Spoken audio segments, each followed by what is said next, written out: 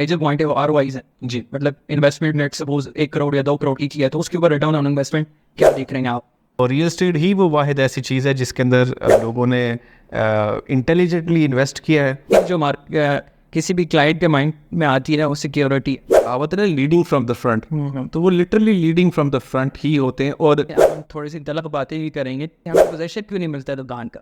अस्सलाम वालेकुम जी, this is citizen from orbit marketing. आज की स्पेशल पॉडकास्ट है जो कि इमारात ग्रुप ऑफ कंपनीज से रिलेटेड है और इनके डिफरेंट प्रोजेक्ट्स Garana.com और जो एडवर्टाइज़ कर रहा है उसकी आज बात हम करेंगे। तो इसके लिए हमने एक स्पेशल गेस्ट को आज अपने ऑफिस में वेलकम किया है जिनका ताल्लुक जो है वो Garana.com से है। ये प्रोजेक्ट सेल्स में हैं, डिफरेंट प्रोजेक्ट्स जो इस टाइम पे इमारात मार्केट करना है इन सब को डील करते हैं। तो इनसे डिटेल्स लेंगे आज की रियल स्टेट की कंडीशंस में इनके पास क्या प्रोडक्ट है और कैसे ये हमारे क्लाइंट्स को बेनिफिट कर सकते हैं।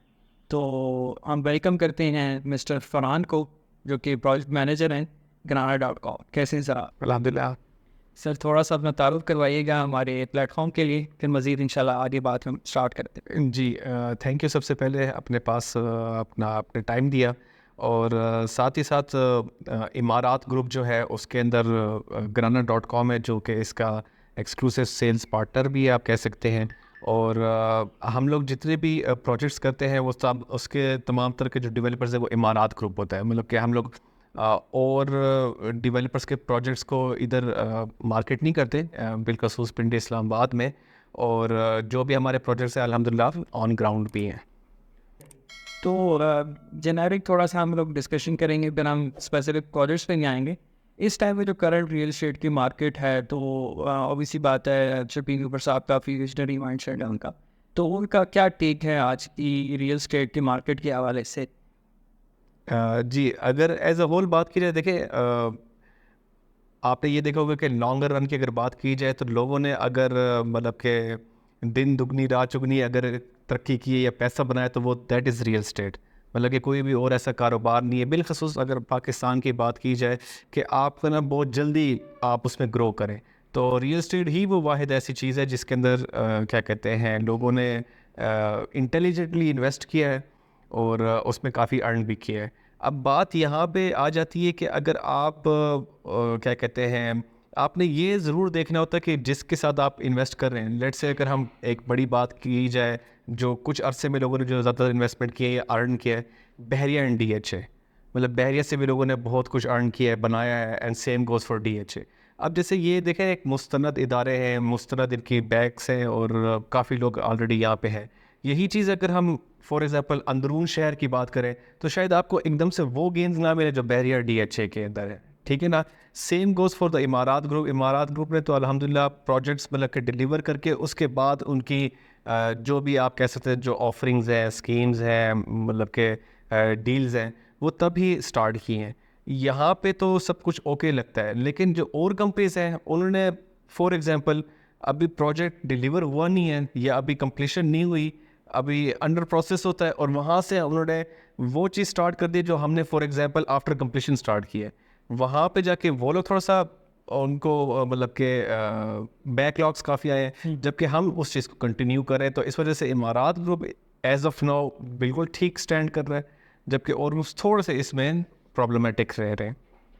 बेसिकली मेरे हिसाब से जो आइडिया था ना शबीर ऊपर साहब का, जो रेंटल मॉडल्स और डिफरेंट चीज़ों को उसको काफ़ी लोगों ने अडॉप्ट करने की कोशिश की, लेकिन अल्टीमेटली जो प्लानिंग थी बेसिकली कंप्लीशन की तरफ ना जाना उनकी सबसे बड़ी नाकामी थी कि उन्होंने प्रोजेक्ट जो है रेडी नहीं किए और फिर अल्टीमेटली जो है वो प्रोजेक्ट कमा नहीं सका पैसे। तो ऑब्वियसली बात है आप रेंटल इनकम जो है वो अगर आपका प्रोजेक्ट जो है वो आपको अमाउंट कमा के नहीं दे रहा तो ऑब्वियसली बात आप आगे रेंटल नहीं दे सकते, आप उस मॉडल को चला नहीं सकते। तो ये एक बेस्ट इनकी तरफ से एक इनिशिएटिव था जो कि ये लोग सिर्फ सक्सेसफुल नहीं, उसके अलावा जितने लोग थे मुझे नहीं नज़र आता कि उनमें कोई प्रॉपरली इस चीज़ को एग्जीक्यूट कर सके इस प्लान को। बिल्कुल, आप ये भी देखें कि जो बाकी के ग्रुप्स हैं ज़्यादातर यही इमारात ग्रुप से ही निकले हुए लोग हैं। जी, मतलब कि जो मार्केट में जिनका नाम था गुज़श्ता कुछ अरसे में, वो ज़्यादातर तो यहीं की ब्रीड थी।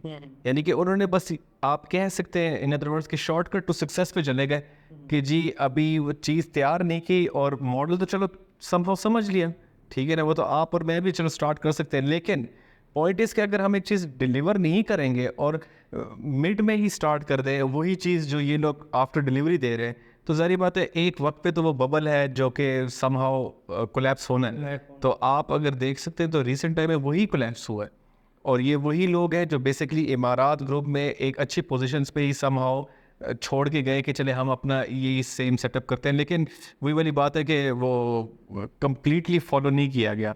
कहते हैं ना little knowledge is a dangerous thing. तो वो बेसिकली यहाँ पे चीज़ें जो हैं वो उन्होंने प्रॉपरली इम्प्लीमेंट नहीं कर सके। और 90% मैंने देखा है 2018 से लेके जो अब तक की मार्केट है उसमें बहुत बड़ा चेंज आया है। 18 से 21-22 की मार्केट बहुत अच्छी थी, उसमें रियल स्टेट में फ्लो बहुत ज़्यादा था, मार्केट में पैसा आ रहा था, ओवरसीज़ क्लाइंट भी इन्वेस्ट कर रहा था और हर जगह पे इन्वेस्टमेंट हो रही थी। तो उस टाइम पे लोग प्रोडक्ट नहीं देखते थे, उस टाइम बस पैसे डाउन करते जा रहे थे लोग, जिसका अल्टीमेटली फुमियाजा लोगों ने इन फ्यूचर इस टाइम पे अब उठा रहे हैं, क्योंकि बहुत ही महंगी परचेजिंग्स हुई। लेकिन एट प्रेजेंट लोग जो हैं वो काफ़ी नुकसान जो है वो आपको पता है बर्दाश्त कर चुके हैं, काफ़ी ज़्यादा लोगों को लॉसेस हुए हैं, जिसकी वजह से अब वो जो हैं काफ़ी ड्यू डिलिजेंस करते हैं, काफ़ी ज़्यादा सोच समझ के चीज़ इन्वेस्ट करते हैं। तो सबसे पहली बेसिक क्वेश्चंस कुछ रैपिड फायर के हैं मेरे पास जो कि मैं आपसे पूछूंगा। सबसे पहली चीज़ ये है कि आपका जो प्रोजेक्ट है, let suppose for the instance हम अमेज़ॉन में ले लेते हैं, तो सबसे पहली चीज़ जो किसी भी क्लाइंट के माइंड में आती है वो सिक्योरिटी। जी, सबसे पहले मतलब कि अगर अमेज़ोन की बात की जाए तो ये हमारा आप कह सकते हैं सबसे पहला डिलीवर्ड प्रोजेक्ट है, और अराउंड 3+ ईयर्स है ये फंक्शनल है। और सबसे जो अच्छी बात है इसकी वो ये है कि इसकी तमाम जो NOCs हैं ऑलमोस्ट वो 16 बनती हैं, तो वो सब कुछ ओके हैं, और ये CDA अप्रूव्ड प्रोजेक्ट है। तो अमेज़ोन जो है वो एक ऐसा सिग्नेचर प्रोजेक्ट है, और अल्हम्दुलिल्लाह अभी क्योंकि उसके जो सबसे अच्छी बात है इमारात ग्रुप की कि एक सोच समझ के प्लान करके प्रोजेक्ट बनाते हैं, ना कि सिर्फ बस एक मॉल बना दिया, बल्कि उस एरिया की नीड को समझते हुए एक फैक्ट्री आउटलेट मॉल बना दिया, जहाँ पे आपको एक रेगुलर जो मॉल्स होते हैं उससे काफ़ी मतलब कि आप कह सकते हैं कि राउंड द ईयर डिस्काउंट्स मिलते ही रहते हैं आपको अमेज़ोन के अंदर। तो ये एक सक्सेस स्टोरी का सिर्फ स्टार्ट है। लोगों ने उस सक्सेस स्टोरी को परखते हुए अपने प्रोजेक्ट्स लॉन्च कर दिए, लेकिन वो कभी क्योंकि कंप्लीशन की तरफ गए ही नहीं। या आप अभी भी देख लें जितने भी बड़े डेवलपर्स हैं जो लेट्स से इस तरह की स्कीम्स लगा रहे थे, तो उनका कोई एक सिंगल प्रोजेक्ट रेडी नहीं है अभी। और वो फेस ऑफ द कंपनी भी मैंने देखा है कि नहीं होते ज़्यादातर लोग। जिस साहब शफीक अकबर साहब हैं वो एक आपकी कंपनी का फेस हैं, तो उनको सब लोग जानते हैं, और वही जो है वो आगे उसको परसू कर रहे हैं। वो काफ़ी ज़्यादा मीडिया पे भी आते रहते हैं और नज़र आते रहते हैं, तो इसलिए लोगों का जो है एतबार बन चुका है। जबकि बाकी की तरह ब्रांड्स हैं उसमें किसी ओनर का अक्सर बेशतर देखा गया है कि वो प्रॉपरली उनकी मीडिया पे इतनी ज़्यादा प्रेजेंस भी नहीं है, जिसकी वजह से लोग जो है एतबार नहीं कर पा रहे इस टाइम पे। जी बिल्कुल, शफीक साहब की एक बहुत बड़ी अच्छी बात ये है कि जिसको हम वो एक कहावत है ना, लीडिंग फ्रॉम द फ्रंट, तो वो literally leading from the front ही होते हैं। और द बेस्ट पार्ट इज़ के although being the CEO of the company, आप अगर उनसे पर्सनली मिलना भी चाहें तो वो बड़े मतलब कि एक अच्छे हिसाब से मतलब कि ज़ाहिर बात है थ्रू प्रॉपर चैनल हम आगे बात करते तो वो आपको मतलब कि एज अर्ली एज 1 और 2 डे के नोटिस से मिल भी लेते हैं। मतलब ऑब्वियसली मिलने का मकसद होता है जब कोई बंदा कोई इन्वेस्टमेंट करना चाह रहा होता है, कोई बड़ी इन्वेस्टमेंट होती है, अपनी श्योरिटी और सिक्योरिटी की बात करना चाह रहा होता है, तो वो आपको एवरी टाइम अवेलेबल होते हैं। मतलब कि ये बहुत बड़ी चीज़ है। जबकि इससे अर्लियर जो हम जिन कंपनीज में हमने काम किया है, तो मेरे ख्याल में CEO तो खैर बहुत बड़ी चीज़ है, आपके साथ एक उस ऑर्गेनाइजेशन के जो बड़े होते हैं उनका मिलना भी एक बहुत बड़ी चीज़, बहुत मुश्किल हो जाता है। तो ये डायरेक्ट CEO मिलते हैं आपसे। ठीक हो गया। सेकंड, अब हम सिक्योरिटी की हमने बात कर ली। सेकंड पॉइंट हमारा अब जो कोई भी इन्वेस्ट करता है तो उसके बाद सेकंड जो मेजर पॉइंट है वो ROIs है। जी, मतलब इन्वेस्टमेंट नेट सपोज 1 करोड़ या 2 करोड़ की है तो उसके ऊपर रिटर्न ऑन इन्वेस्टमेंट क्या देख रहे हैं आप? देखिए हमारी मुख्तलिफ ऑफरिंग्स होती है, कोई भी ऑफरिंग मैं समझता हूँ फिक्स नहीं है। मतलब कि लेट्स से अगर हम कोई एक टाइम टू टाइम जैसे हम वीडियोस बनाते भी रहते हैं, अर्लियर जो ऑफरिंग्स थी वो शायद आज ना हो, और आज की जो ऑफरिंग्स है शायद वो 6 मंथ्स बाद चेंज हो चुकी हो। लेकिन ये है कि ROIs के हवाले से ऑन एवरेज अगर मैं बात करूँ ऑन एवरेज, तो तकरीबन 1% पर मंथ के हिसाब से हम लोग रिटर्न ऑन इन्वेस्टमेंट करते हैं, और साथ एनुअल एप्रिसिएशन भी होती है। यानी कि अगर आसान अल्फाज में बात की जाए 10 मिलियन की इन्वेस्टमेंट हो 1 करोड़ की, तो आपको महाना 1 लाख रुपए मिलता है। और टेंटेटिवली पहले साल, दूसरे साल और तीसरे साल के एंड तक तकरीबन 36% की अप्रिसिएशन है। यानी कि 3 साल बाद आपका जो 10 मिलियन की अमाउंट है वो 1 करोड़ 36 लाख, यानी कि वो 13.6 मिलियन हो जाता है। यानी कि आपको 36 लाख का सीधा सीधा एक किस्म का अप्रिसिएशन मिलती है आफ्टर 3 इयर्स। और सेम यही जो 36 लाख अप्रिसिएशन मिलती है, यही रेंट भी आपको मिल रहा होता है। मतलब रेंट के अलावा 36 लाख जी, तो अगर आप इनको एकोमुलेट करें तो 72 लैक्स बनता है। That is a good amount. Years में आपकी जो अमाउंट है वो तकरीबन मोर लेस जो है 172 तक पहुंच जी, जिसके अंदर से अगर आप स्प्लिट करें तो 3.6 आपको रेंट कीमत में मंथली बेसिस पे, और 3% जो आपके एप्रिसिएशन हो रही होती है। तो एक विन विन सिचुएशन है। ठीक है। थर्ड ये चीज़, अब थर्ड पॉइंट जो है वो लिक्विडिटी है। जी, लिक्विडिटी के हिसाब से ये है कि हमारी कंपनी जिस अंदाज से सेलिंग करती है उसी तरह से बाय बैक्स और रीसेल भी करती है। मतलब कि अभी इस वक्त पे अगर हम सिर्फ एक बात की जाए कि रियल एस्टेट में क्या प्रॉब्लम है, वो है बाय बैक्स का या रीसेल का। अच्छी प्रॉपर्टीज़ आप भी ले लेते हैं, हम भी ले लेते हैं, लेकिन बाय बैक के टाइम पे हैंड्स अप होते हैं हर किसी के। कॉल भी कोई नहीं उठाता और आपको सीधे मुंह बात नहीं करता।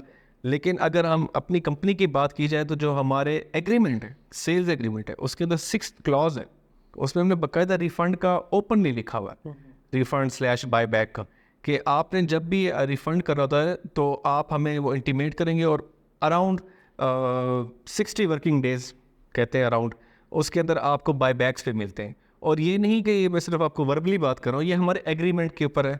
इवन तो कोई बंदा हमसे कॉन्टैक्ट करता है तो हम लोग बातचीत करने से पहले उसको एग्रीमेंट सॉफ्ट कॉपी में भेजते होते हैं। तो अल्हम्दुलिल्लाह, और इसके ऊपर ये अमल भी करते हैं।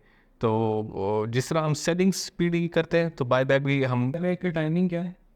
60 वर्किंग डेज, 60 उससे पहले भी अगर किसी को कोई इमरजेंसी है, किसी ने लेट से सपोजिंगली हज पे जाना है, कोई बाहर जाना है, किसी को कोई इलाज के लिए चाहिए, तो वो केस टू केस वेरी करता है, उससे भी अर्ली आपको बायबैक्स मिल जाते होते हैं। अच्छा, अब मेरा फोर्थ जो क्वेश्चन है वो डॉक्यूमेंटेशन है कि जो भी क्लाइंट परचेज करता है उसको डॉक्यूमेंटेशन क्या मिलती है। और इसी के साथ लिंक्ड क्वेश्चन एक और है कि अगर ओवरसीज क्लाइंट है जो कि इस टाइम में मौजूद नहीं है तो वो कैसे इस प्रोजेक्ट में अभी इन्वेस्टमेंट कर सकता है, क्योंकि ऑब्वियसली वो अब यहाँ पे आ तो नहीं सकता, तो उसकी अगर वो उसके बिहाफ पे कोई उसका फैमिली मेम्बर आ जाता है तो उसका क्या? जी, डॉक्यूमेंटेशन जो है वो पूरा एक सेल्स एग्रीमेंट हमारे पास होता है, जो कि सब कुछ रेप्लिकेट होता है स्टॉम्प पेपर के ऊपर। ऑब्वियसली डॉक्यूमेंटेड चीज़ हमारी है, तभी आपको इस चीज़ का टेंशन नहीं होती कि आपने किसके थ्रू लिया है। सपोज मैं अगर अपनी बात करूँ, मेरे कोई इन्वेस्टर ने मेरे थ्रू लिया है, तो इट डजेंट मैटर कि फरहान कल को इस कंपनी का हिस्सा है या नहीं है। उसके बाद जो डॉक्यूमेंट्स होंगे वो जब भी ऑफिस जाएगा तो वो उसको एंटरटेन करेंगे।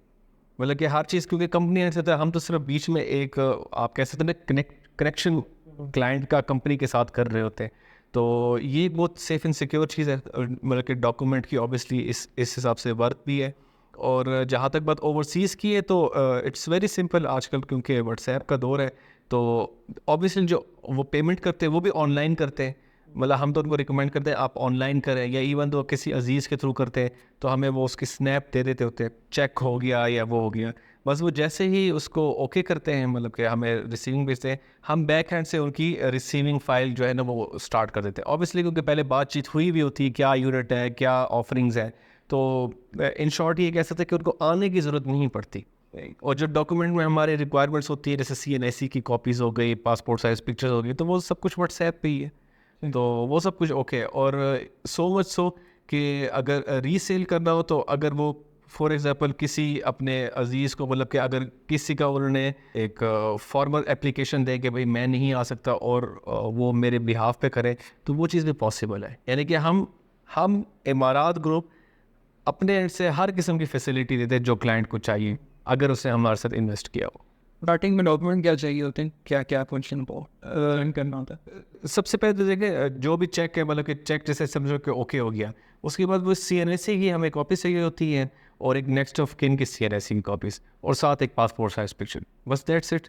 क्योंकि यही CNIC के ऊपर सारी इन्फॉर्मेशन है जो उनका एड्रेस हो जाता है, और पिक्चर्स जो हैं वो उनकी उसके प्रोफाइल के ऊपर लग जाती है। उसके अलावा तीसरी चीज़ ऑब्वियसली वो इंस्ट्रूमेंट चेक का होता है कि वो ऑनलाइन हो गई, हम अपने अकाउंट्स डिपार्टमेंट से उसको रीचेक कर लेते हैं। जैसे ही वो ओके होता है, मतलब बैंक की तरफ से ओके हो जाती है, तो उसकी फ़ाइल प्रोसेसिंग ऑटोमेटिकली स्टार्ट हो जाती है। फरहान भाई, अब तो हो गई बड़ी अच्छी अच्छी बातें। अब हम थोड़ी सी तलब बातें भी करेंगे, क्योंकि जो क्लाइंट के एंड से क्वेश्चन आते हैं वो उसको एड्रेस करना बड़ा ज़रूरी है। और एक दफ़ा मुझे क्लाइंट ने ना स्पेशली बोला था कि आप ये वाले क्वेश्चन आप क्यों नहीं पूछते, बड़ी आपने वीडियोस बनाई हैं फरहान भाई के साथ, लेकिन आपने ये कभी नहीं पूछा कि हमें पोजेशन क्यों नहीं मिलता दुकान का। पोजेशन का ये देखें, हमारी दो किस्म की प्रॉपर्टीज़ है। कुछ पोजेशनेबल हैं, कमर्शियल की बात की जाए, जैसे ग्रैंड बाज़ार हो गया या गोल्फ फ्लोराज हो गया या IR हो गया, वो पोजेशनेबल है, ठीक है ना। उसमें आप वही इंस्टॉलमेंट्स पे चीज़ लेते हैं और होते हैं। जहाँ तक बात अमेज़ोन मॉल की है, IBM की है, बिलखसूस उसमें देखें ना, अगर हम आपको पोजेशन दे भी देते हैं, लेट से मैं कहता हूँ कि सिप्ते साहब को हम पोजेशन देते हैं मिनीसो के अंदर। मिनीसो एक ब्रांड है हमारा, ठीक है। मिनीसो की लेट से हाफ शॉप आपने परचेज़ की, ठीक है। फॉर एग्जांपल अगर 4 शॉप्स की वो साइज़ बनती है, उसमें से 2 शॉप्स लेट से आपने की। अब आपको वहाँ पोजीशन दे देते, कल को आपने कह रहे कि नहीं यार मैं मिनीसो नहीं, मैं लेट से मारिया बी लाना चाहता हूँ। जस्ट एज एन एग्जांपल मैं बात कर रहा हूँ। तो वो ना वो मिनीसो चल पाएगा ना मारिया बी, क्योंकि ज़ाहिर बात है एक जहाँ इतनी बड़ा एरिया होता है, तो वो आपको पता है ब्रांड की एक रिक्वायरमेंट होती है। तो वो अगर हम मल्टीपल लोगों को एक ही जगह पे पोजीशन देना शुरू कर दे, तो फिर आपको पता है ये लॉन्गर रन में ये प्रॉब्लम्स होते हैं, क्योंकि वो यही कहेंगे कि यार ये तो हमारी मलकियत में है, तो हम लेट से जी क्या कहते हैं गुल अहमद नहीं लाना चाहते, हम जी चारकोल लाना चाहते हैं, हम चारकोल नहीं लाना चाहते, हम आउटफिटर्स लाना चाहते हैं। तो वो फिर मैनेज नहीं हो पाती चीज़ें। इस वजह से पोजीशन रेडी प्रोजेक्ट्स के अंदर देना इसलिए प्रॉब्लमेटिक हो रहा होता है। असल में हमारा ये बेसिकली हमारी भी ड्यूटी बनती है कि हम अपने क्लाइंट को एजुकेट करें, क्योंकि अब मॉल का कॉन्सेप्ट चेंज है और ये लोगों को समझना चाहिए कि काफ़ी ऐसे ज़्यादा मैंने काफ़ी ज़्यादा प्रोजेक्ट्स इस तरह के देखे हैं जिनमें डेवलपर जो है आपको पोजेशन दे देता है कि जी आप ले लो, आपने जो करना है करो। 90% उसमें फिर रियल स्टेट की शॉप्स बनती हैं, या फिर कोई ऐसा लोग आ जाते हैं जो कि हर 3 महीने 4 महीने के बाद दुकान छोड़ के जा रहे होते हैं। तो उससे क्या होता है कि मॉल काफ़ी ज़राज में एक हमने इसका नाम नहीं लेना चाहिए, लेकिन एक मॉल बना था बड़ा ज़बरदस्त, उसकी एम्बियंस भी थी, उसके अपार्टमेंट्स भी बड़े अच्छे बने हुए हैं। लेकिन उन्होंने सिर्फ और सिर्फ एक इशू था उनका कि उन्होंने नीचे मॉल में जितने भी ब्रांड्स थे उनको डिटेन नहीं किया, लोगों को दे दी दुकान की पोजीशन। और आज वहाँ पे कोई भी ऐसा कोई बड़ा ब्रांड नहीं बैठा हुआ, लोकल ब्रांड्स हैं सारे, जिसकी वजह से मॉल की ना कोई वैल्यू है और ना ही मॉल चल रहा है उस से। तो एग्जैक्टली ये लोगों को समझना चाहिए कि मॉल जो भी बनेगा तो उसमें 90% मैनेजमेंट मॉल डेवलपर जो है वो अपने हाथ में ही रखेगा। उससे फ़ायदा आपका ही है कि आपकी प्रॉपर्टी की वैल्यू भी बढ़ेगी और दूसरा आपको रेंटल इनकम्स भी अच्छे आएंगे। जी। अब एग्जैक्टली अगर अमेज़ोन की ही बात करें, आपको पता होगा अमेज़ोन के बिल्कुल ऑपोजिट भी एक मॉल है, हाँ जी, और आज उस मॉल की ये हालत है कि वो हॉस्पिटल है। हॉस्पिटल है बिल्कुल। तो अब इससे बढ़ के अब क्या एग्जाम्पल है, मतलब कि देखिए जिसने भी वो बनाया होगा, जिस भी हिसाब से बनाएगा, मैं समझता हूँ बड़ा खूबसूरत बना हुआ है वो। लेकिन आज अगर वो हॉस्पिटल है तो उसके पीछे सिर्फ एक ही वजह है कि जिसको उससे दिया उनको खुद नहीं पता कि क्या करना है। मतलब कि अब ये कहना बड़ा इजी है कि ब्रांड लाओ, लेकिन ब्रांड की भी रिक्वायरमेंट्स होती हैं। ब्रांड अकेला तो नहीं आएगा, ब्रांड लेगा कि कोई और भी मेरे साथ ब्रांड्स हो, मतलब कि पूरा एक इन्वायरमेंट बने तो वो आए। और फिर 90% जितने भी हमारे पास मार्केट में डेवलपर काम कर रहे हैं उनको ब्रांड को ऑनबोर्ड करना नहीं आता। मालूम ही नहीं होता कि करना क्या है। और दूसरा उनका ये माइंडसेट है कि बस डेवलप कर दिया और उसके बाद क्लाइंट जाने और उसकी दुकान जाने, तो वो सबसे बड़ा लॉस है। आप जिस प्रोजेक्ट की बात करें उसमें मेरे क्लाइंट की भी दुकान थी, तो वो अभी तक नहीं बिकी, ना इस पर कोई ब्रांड आया, क्योंकि डेवलपर का माइंडसेट ही नहीं था कि कोई वो उसको ऑन बोर्ड करता है, उससे प्रॉपरली चलाता है। हालांकि ये जो मॉल है वो अमेज़ॉन से बहुत पहले बना हुआ है, बड़ा खूबसूरत है, लेकिन आज वो हॉस्पिटल है। हॉस्पिटल। तो बड़ी ज़बरदस्त हमने आज डिस्कशन की। थैंक यू सो मच आपकी टाइम का। तो इंशाल्लाह नेक्स्ट पॉडकास्ट में इसी तरह आपको हम मज़ीद मालूमात लेकर आएंगे आपके लिए। Thanks so much. अल्लाह हाफ़िज़। Brought to you by Orbit Digital Marketing.